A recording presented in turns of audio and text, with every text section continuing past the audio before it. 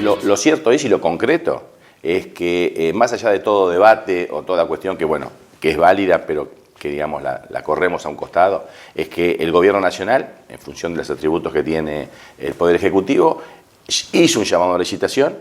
El resultado fue, yo te diría, exitoso en términos de los compromisos, porque a veces se hace un llamado en las etapas de lo que es la exploración petrolera, que vos tenés primero una exploración, primero tenés un análisis superficial, digamos, ¿no? Que es una primera instancia. En esa primera instancia vos invertís una determinada desarrollo de recopilar datos.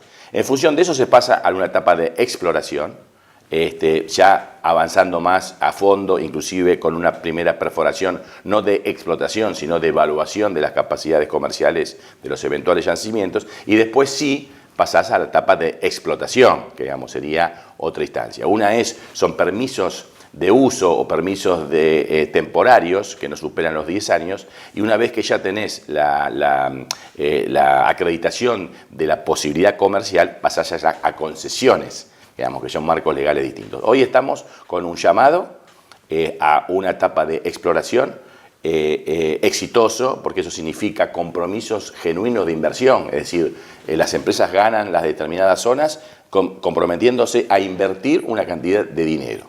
De ahí sacan datos que eventualmente quedan a favor del Estado o derechos de preferencia para la etapa, eventualmente la etapa posterior de explotación. Son inversiones de riego importantes. Estamos hablando que solo frente a Mar del Plata, digamos de la parte de lo que sería la zona atlántica, que está prácticamente a 180 millas del puerto de Mar del Plata, se han invertido casi 700 millones de dólares.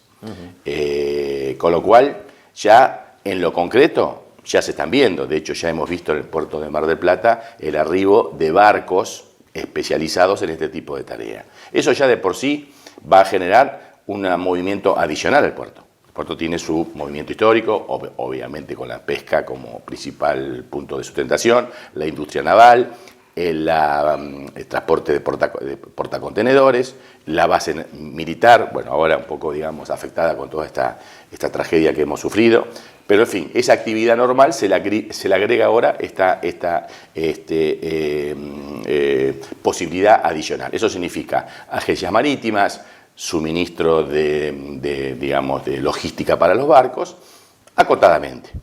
Esto es un proceso que dura, digamos, generalmente para este tipo de zonas, son 4 años más 4 años más 2 años más. O sea, esa inversión prevista o comprometida se puede desarrollar a lo máximo en 10 años. Obviamente, si los resultados son mucho más rápidos, mucho más exitosos, los tiempos se acortan. Si los resultados no dando, digamos, los parámetros necesarios, se lo continúa. O sea que entre 4 años, como mínimo, y 10 años, nosotros tendremos una etapa frente a Mar del Plata de este tipo de etapa de exploración. Yo saco este dato, que es importante. Noruega, un país extraordinario para aquellos que lo conocemos o que hemos trabajado en él. No hay que hacer comparaciones tampoco lineales, porque Noruega es un país de 6 millones de habitantes y Argentina es uno de 44, ¿no? Pero sí hay algunas cosas importantes. Si ha tenido o tiene Noruega una identidad nacional, yo diría miles de años tienen antecedentes, de los vikingos de ser una comunidad pesquera por excelencia. O sea, si forma parte de algo en la identidad noruega es la pesca y el mar.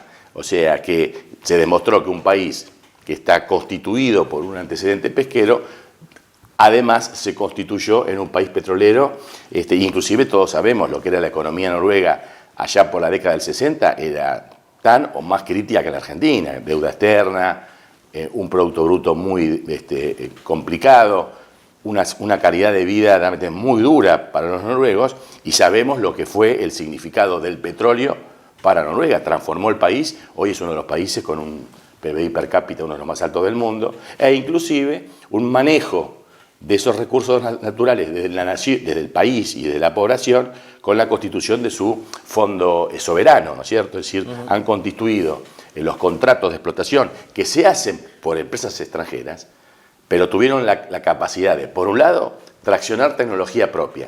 Es decir, las empresas noruegas en algunos sectores son líderes a raíz de esta cuestión. No han sido refractarios de la inversión extranjera, pero sí apalancaron determinados vectores de desarrollo propio y son líderes en algunas cuestiones que hacen a la explotación.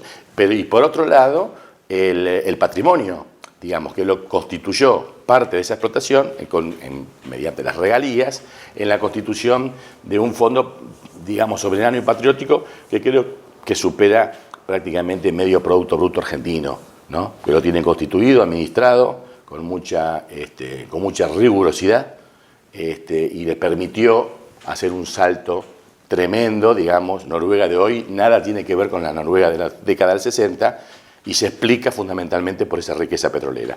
O sea, hay antecedentes en el mundo que creo que habría que echar mano para constituir una visión muy importante. Sin lugar a duda, esta realidad amerita que los marplatenses lo analicemos con profundidad. E inclusive, como yo decía en las universidades, prepararnos en capacitación, desarrollar, digamos,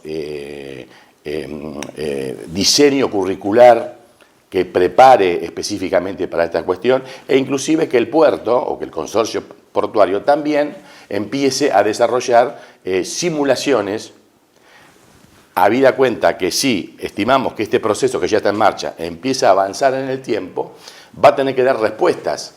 Entonces yo diría que no esperemos a que venga la demanda y salir a correr a ver cómo la cubrimos y después llegar a la conclusión que tenemos que convocar a empresas extranjeras para que la hagan y con todo el debate que significa. Lo serio sería prepararnos, sería interesante generar, y creo que esto amerita, una especie de espacio interdisciplinario en el ámbito del puerto del consorcio, que estén los sindicatos, que estén las empresas del puerto y que esté el Estado, inclusive el Estado municipal también. Es decir, yo creo que la Secretaría de Desarrollo Productivo debería abordar esta cuestión también como política de Estado municipal. Y bueno, y que generar una especie de gabinete para poder adelantarnos a los tiempos y estar mejor preparados, ¿no?